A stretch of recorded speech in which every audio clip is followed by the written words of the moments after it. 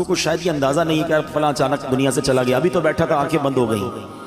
ہمیں نہیں پتا کہ موت کی تکلیف کیا ہے۔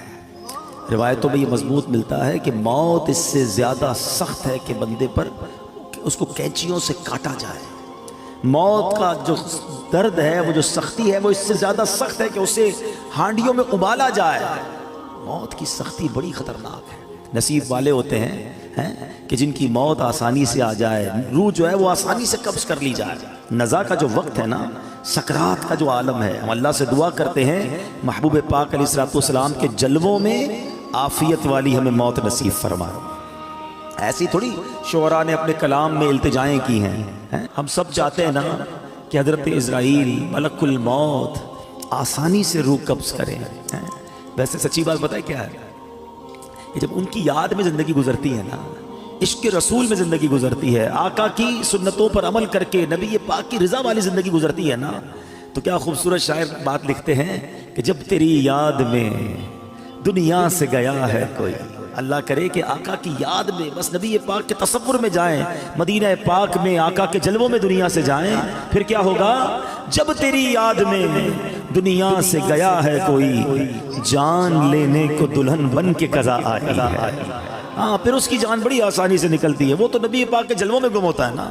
تو اللہ کرے کہ موت کے وقت آقا کا جلوہ نصیب ہو جائے۔ لیکن کام کیا کرنا ہے اس کے لیے؟ کثرت سے درود پاک، چلتے پھرتے اٹھتے بیٹھتے، نہیں پڑھتے لوگ درود، فضول باتوں کے لیے گھنٹوں پڑے ہیں۔ درود پاک زبان پر بہت تھوڑا آتا ہے۔ آج ہی چیک کر لو نا، اپنے آپ کو چیک کر لے، آج پورے دن میں کتنی بار درود پڑھا ہے۔ ٹائم نکالا کرو، تسبیح جیب میں رکھا کرو۔ کہتے ہیں نا، درود پاک اور ذکر الہی کرنے کے بہانے ڈھونڈا کرو۔ جہاں موقع ملا تسبیح نکالی شروع ہو گئے۔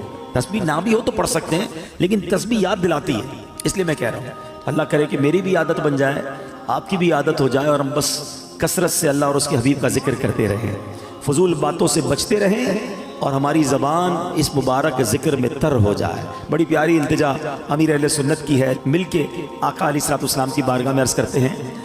آج جس موضوع پر میں نے کچھ مدنی پھول پیش کرنے ہیں، یوں سمجھیے اس کا آغاز تو درود پاک کی اس فضیلت سے ہی ہو چکا کہ جو سکرات کا وقت ہے، جو موت کی سختیاں ہیں، کیا ہم اسے یاد رکھتے ہیں؟ ایک ایسی حقیقت ہے کہ جسے ہم بھول جاتے ہیں۔ زندگی میں ایسے زندگی گزار رہے ہوتے ہیں کہ جیسے مرنا ہی نہیں ہے۔ تو آج اسی حقیقت پر کچھ مدنی پھول پیش کروں گا۔ اللہ کرے کہ فکر آخرت اور آخری جو سفر ہے اس کی تیاری کا ہمارا ذہن بن جائے۔ حجت الاسلام امام محمد بن محمد غزالی علیہ رحمت اللہ الوالی لکھتے ہیں، بنی اسرائیل میں ایک بڑا مغرور شخص تھا، ایک بند کمرے میں تھا۔ بڑے لوگ ہوتے ہیں نا، ان کے کمروں میں ہر کسی کو آنے کی اجازت نہیں ہوتی، گارڈز آگے سیکرٹری، اجازت کے بغیر کوئی نہیں آ سکتا۔ اور ان کو اس بات پر بعض اوقات بڑا غرور بھی ہوتا ہے، فخر ہوتا ہے کہ میری ٹیریٹری میں کوئی پیر نہیں رکھ سکتا۔ اچانک کمرے میں ایک شخص داخل ہوا، اس مغرور شخص نے زور سے چلا کر کہا، کون ہو؟ کیسے آ گئے میرے کمرے میں بغیر اجازت؟ تمہیں پتہ نہیں میں کون ہوں؟ میں اس واقعے کا خلاصہ عرض کر رہا ہوں۔ تمہیں اجازت کس نے دی میرے کمرے میں آنے کی؟ تو کہتا ہے کہ مجھے اس گھر کے مالک نے اجازت دی ہے، اور میں وہ ہوں جسے کوئی روک نہیں سکتا۔ مجھے بادشاہوں سے بھی اجازت لینے کی ضرورت پڑتی نہیں، مجھے کسی کا دبدبہ ڈرا نہیں سکتا، اور نہ ہی مجھ سے کوئی بچ سکتا ہے۔ اور جب یہ باتیں سنی نا، اس مغرور شخص نے، جس کا سٹائل ہی الگ ہوتا تھا، جو بڑے چلا چلا کر بڑے غصے میں لوگوں سے باتیں کرتا تھا، اب اس کا جو غصہ ہے وہ نیچے آ گیا۔ اب ہے کون یہ تو بتائیں، کہیں آپ ملک الموت تو نہیں؟ اللہ اکبر۔ اب حضرت ملک الموت نے کہا، ہاں میں ملک الموت ہوں، مجھے کوئی دروازہ نہیں روک سکتا، مجھے کوئی گارڈ، مجھے کوئی کر و فر کہیں بھی جانے سے نہیں روک سکتا۔